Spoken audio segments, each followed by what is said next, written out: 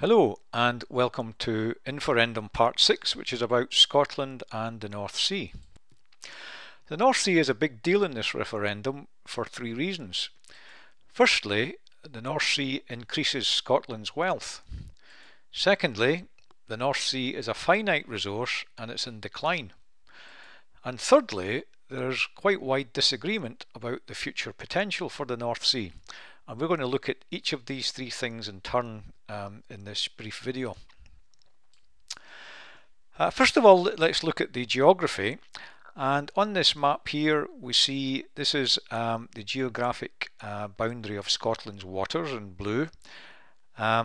So under independence, if the vote goes that way, the UK oil revenue would be split geographically.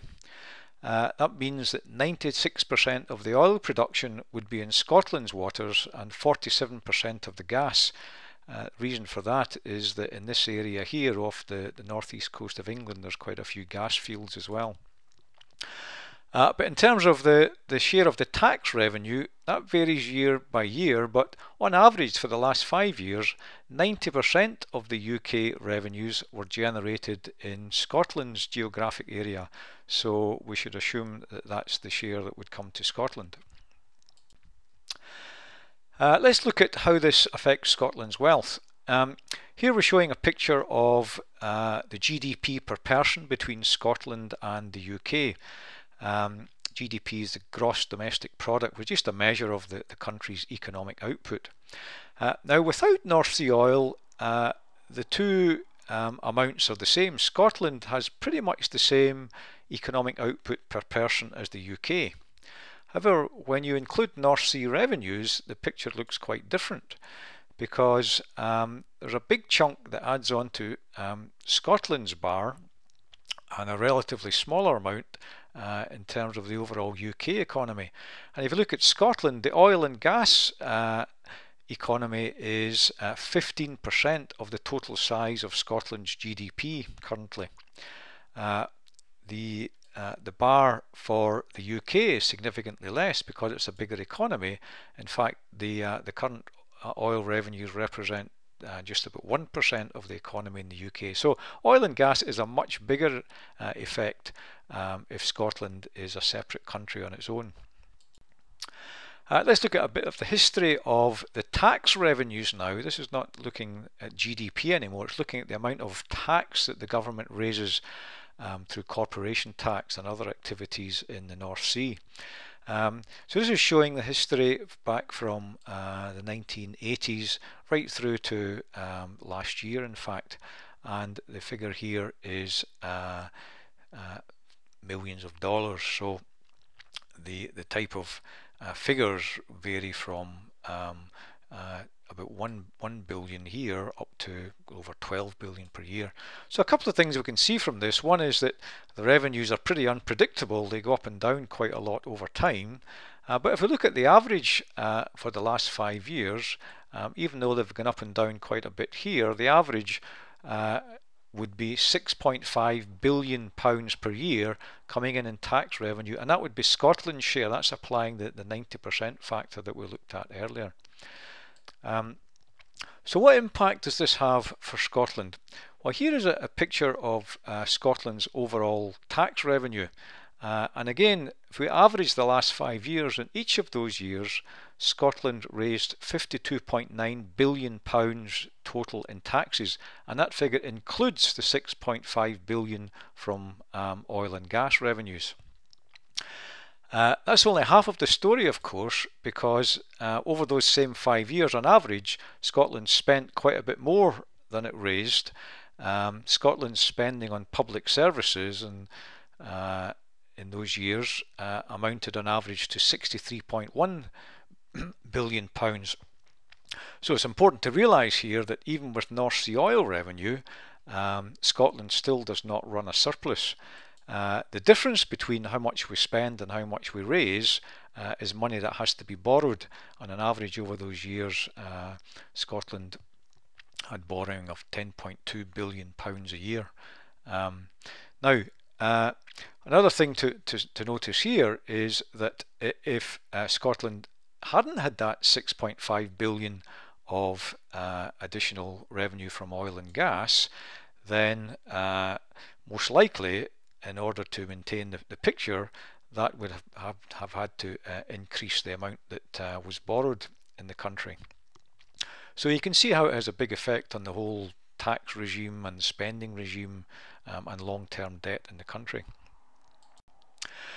So let's move on to where we are in terms of kind of extracting oil from the North Sea. This is showing the decline from the peak, which was in 1999, the peak of production, and since then there's been a fairly steady decline in the rate of production. And if we look at what the industry analysts kind of agree on, the UK is what's called a mature province for oil. Back in the 70s and 80s, production was dominated by a few very large fields, but today the production comes from over 300 smaller fields, and the new discoveries are generally smaller and they're harder to exploit. And right now, exploration in the North Sea is at an all-time low. On the plus side, over the last 4 years, the investment and capital spending in the North Sea has actually increased considerably. And the industry body, which is called Oil and Gas UK, they're forecasting a 14% upturn in production in the years to 2018. There are some large fields under development. There are some marginal projects that are now viable due to technological advances, etc. And the west of Shetland area is kind of a new frontier where there may be some new development in years to come. All of this is taken from a major review that was done by the industry, led by Sir Ian Wood. It was called the UK Continental Shelf: How to Maximise Recovery of Revenues from the North Sea, and that was published just in February of this year. So how much oil is there? Well, on this graph, if you look at the red line here, this is showing how much has been extracted or produced from the North Sea, and to date, since way back its production started in the 1970s, we've extracted 42 billion barrels of oil. The blue line is the total amount that's been discovered, and to date that stands at 54 billion barrels. So the difference between the two lines, this blue bit here, is how much reserves we have that we know about that still haven't been produced or extracted. And of that 12 billion barrels of oil, the known reserves, 4.5 billion of that are what's called the proven reserves, so they're virtually certain to be produced. 3.9 billion are what's called probable, because there's better than a 50% chance, and 3.6 billion of the 12 are what's called possible resources, less than 50% chance of being commercially produced.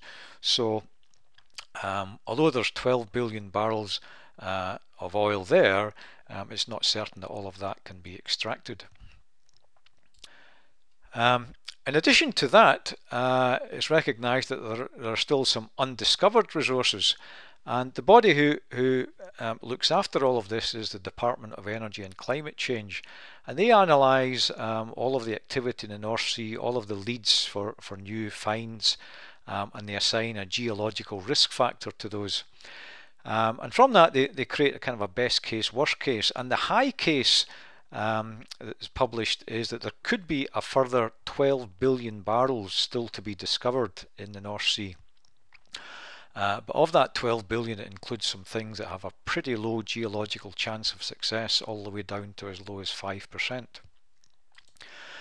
So what that means is that the total remaining reserves, if you add the known ones from the previous slide and this potential of undiscovered resources, is that there could be reserves between 12 and 24 billion barrels left.